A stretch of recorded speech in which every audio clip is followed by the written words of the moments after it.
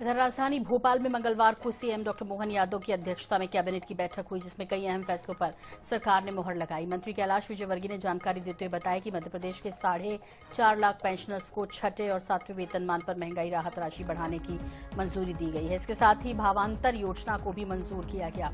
श्री अन्न फेडरेशन गठित होगा। कैबिनेट ने किसानों को सोयाबीन पर मार्केट रेट से कम कीमत मिलने पर लागू होने वाली भावांतर योजना को मंजूरी दे दी। इसके तहत किसानों को एमएसपी और मंडी रेट के बीच की कमी का भुगतान राज्य सरकार करेगी। वहीं कोदो कुटकी के लिए श्री अन्न फेडरेशन का गठन कर इनके रेट तय करने को मंजूरी दी गई है। निवाड़ी में भाजपा दफ्तर और भोपाल के फतेहपुर डोबरा में IIIT के लिए जमीन आवंटन को भी मंजूरी दी गई।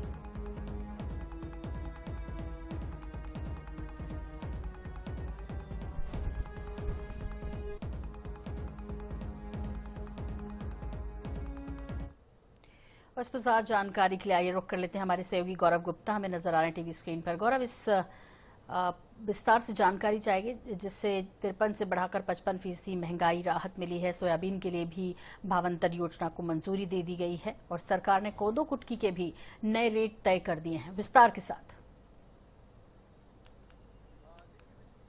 श्री अन्न को प्रमोट करना चाहिए आदेश है, तो जाहिर सी बात है मध्य प्रदेश में श्री अन्न को लेकर कई सारी स्कीम्स तो चलाई जा रही है, तो वहीं अब एक नए रेट भी तय किए गए हैं। क्योंकि देखिए मध्य प्रदेश ट्राइबल स्टेट भी कहलाता है और ट्राइबल्स में कोदो कुटकी हो या इस तरह के जो भी श्री अन्न हो, ट्राइबल्स में सबसे ज्यादा इनकी खेती की जाती है और इससे कहीं ना कहीं मध्य प्रदेश के उन किसानों को सबसे ज्यादा राहत मिलेगी जो ट्राइबल बेल्ट में रहते हैं।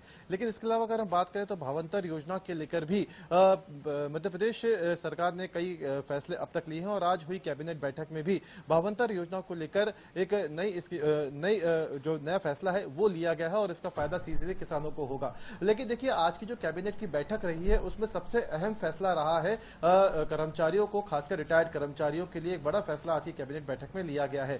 और दिवाली से पहले का ये एक तोहफा खासतौर पर मध्य प्रदेश सरकार की तरफ से इन कर्मचारियों के लिए माना जा रहा है। खासकर अगर हम पूरे कर्मचारियों की बात करें तो जो महंगाई भत्ता है उसको जो है अब बढ़ा दिया गया है। कहीं ना कहीं एक राहत भरी खबर कर्मचारियों के लिए है ये। और अगर हम इसी फैसले को अगर विस्तार से समझें तो जो 7वां वेतनमान आयोग है, जो 7वां वेतनमान है उसके तहत 2% की बढ़ोतरी की गई है, तो वहीं छठे वेतनमान में 6% की बढ़ोतरी की गई है। अगर हम इसको हिसाब से समझें तो अगर किसी की सैलरी 30,000 रुपए है तो अब तक 53% उसको महंगाई भत्ता मिलता था, यानी 45,000 कुछ रुपए। इसमें अब 2% की वृद्धि हो गई है और इससे कहीं ना कहीं उन्हें अब महंगाई का भत्ता है जो है वो ज्यादा मिलेगा। लाभ इसके कई सारे कर्मचारियों को होंगे क्योंकि लगातार जिस तरीके से महंगाई दर बढ़ रही है उसके हिसाब से जो महंगाई भत्ता बढ़ा है कर्मचारियों को राहत मिलेगी। लेकिन कहीं ना कहीं प्रदेश सरकार पर भी इसका बोझ जरूर देखने को मिलेगा। वहीं अगर हम छठे वेतनमान की बात करें तो छठे वेतनमान के आयोग की सफाई जहां पे लागू है वहां पे 6% तक का जो महंगाई भत्ता है उसको बढ़ाने का फैसला आज कैबिनेट की बैठक में लिया गया है। अगर हम बात करें कि इस बढ़ोतरी के बाद प्रति कर्मचारी को कितना फायदा होगा तो ये अनुमान लगाया जा रहा है कि 300 से 1500 तक का अतिरिक्त फायदा कर्मचारियों को इस फैसले के बाद मिल सकता है। हालांकि प्रदेश सरकार पर इसका जो बोझ है वो भी ज्यादा बढ़ेगा। लेकिन ऐसे में साफ तौर पर इस फैसले के दौरान ये जानकारी आई है कि इस फैसले के दौरान ये बात कही गई थी कि चाहे जो भी हो दिवाली से पहले ये फैसला लिया जाना सही है और अगर जो भी भार आएगा प्रदेश सरकार के ऊपर तो उसका वहन कहीं ना कहीं से किया जाएगा। फिलहाल आज की जो कैबिनेट की बैठक हुई थी इसमें और भी कई महत्वपूर्ण फैसले लिए गए हैं जिसमें किसानों को सबसे ज्यादा जो है फोकस किया गया है। क्योंकि देखिए किसी भी सरकार के लिए दो जो वर्ग होते हैं वो काफी महत्वपूर्ण होते हैं, पहला किसान दूसरा कर्मचारी।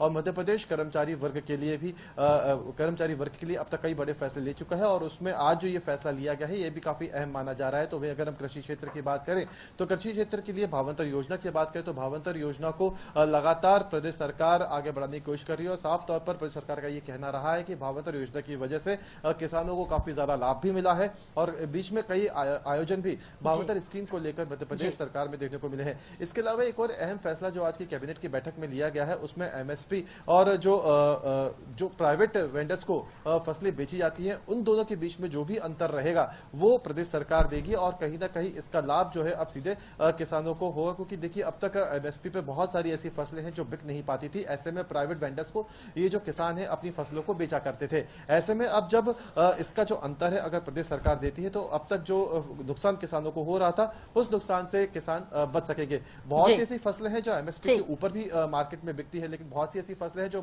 जिसकी कीमत एमएसपी के बराबर भी नहीं मिल पाती, लेकिन कहीं ना कहीं भावांतर योजना और इस फैसले के बाद किसानों को काफी ज्यादा राहत मिलने वाली है। जी ठीक, बहुत बहुत शुक्रिया इस जानकारी के लिए आपका।